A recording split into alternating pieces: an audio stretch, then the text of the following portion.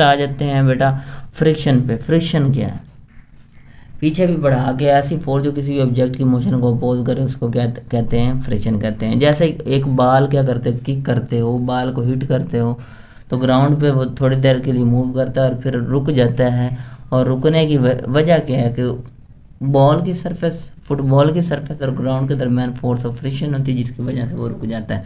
तो ये फ्रिक्शन की डेफिनेशन और साथ इसको एक्सप्लेन किया, मतलब इसकी यहाँ पे एग्जांपल दी हुई। क्या दी हुई है? एग्जांपल। वो कहता है जब आप किक करते हो तो वो रुक जाता है according to Newton first law की वजह से। वो क्या होता है, वो हालांकि वो कंटिन्यूसली मूव करना चाहता है, क्योंकि न्यूटन के फर्स्ट लॉ में दूसरी बात ये थी कि अगर कोई ऑब्जेक्ट मूव कर रहा है तो वो हमेशा क्या करता रहेगा? मूव करता रहेगा।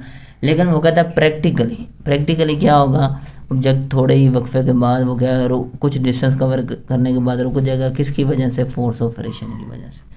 उसके बाद डिसिपेटिव इफेक्ट क्या होता है? फोर्स बेटा हीट भी प्रोड्यूस करती है। डिसिपेटिव इफेक्ट मतलब फ्रिक्शन की वजह से ऑब्जेक्ट का ज़ाया होता है, ऑब्जेक्ट ज़ाया होते हैं।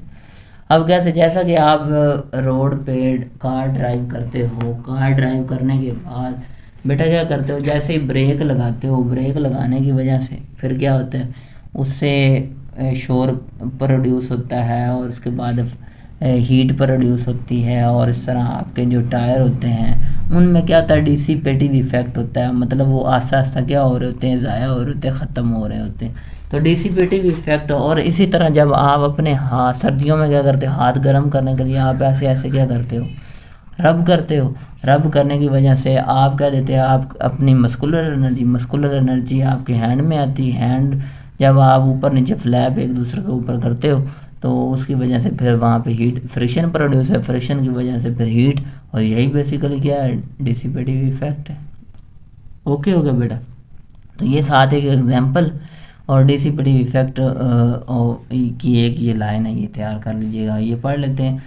Friction is a dissipative force due to which the energy is wasted in doing work in overcome friction the lost energy appear in the form of heat.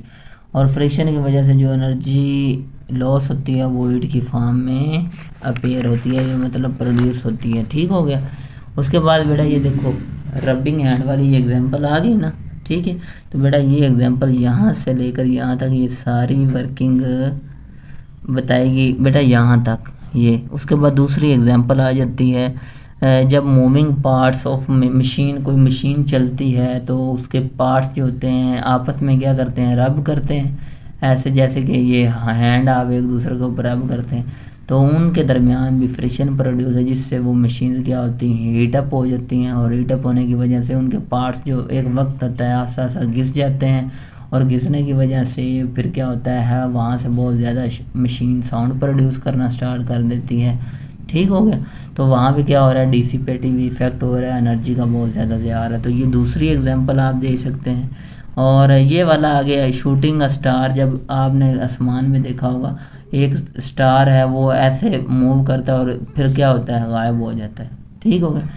इसमें क्या होता है जब स्टार ये मूव करता है तो थोड़ी सी रोशनी निकालता है। इसमें ये होता है कि एयर के पार्टिकल जो इन्वायरमेंट में होते हैं एटमॉस्फेयर में तो वो उसके साथ हीट करते हैं।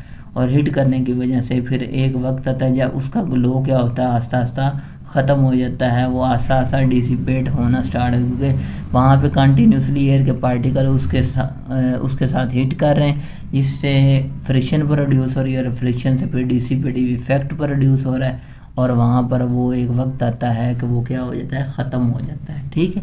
तो वहाँ पर भी डिसिपेटिव इफेक्ट ऑफ फ्रिक्शन हो रहा होता है। ये बेटा नेक्स्ट शूटिंग अ स्टार, इसकी एग्जांपल है। ये आपने बेटा ये 2 लाइनें करनी है। ठीक है? 4 एग्जांपल होगी, 1 2 3 और चौथी ये after as they are moving air resistance. बेटा ये इसी की एग्जांपल है, यहाँ तक ये एग्जांपल है शूटिंग स्टार की। उसके बाद रबिंग हैंड टॉप पे और उसके बाद जब मशीन चलती है तो उससे बहुत ज़्यादा यानी कि फ्रिक्शन प्रोड्यूस होती है पार्ट्स के दरमियान, उससे मशीन का टेम्परेचर इंक्रीज़ होता है, हीट प्रोड्यूस होती है और वही हीट डिसिपेटिव इफ़ेक्ट का बायस बनती है।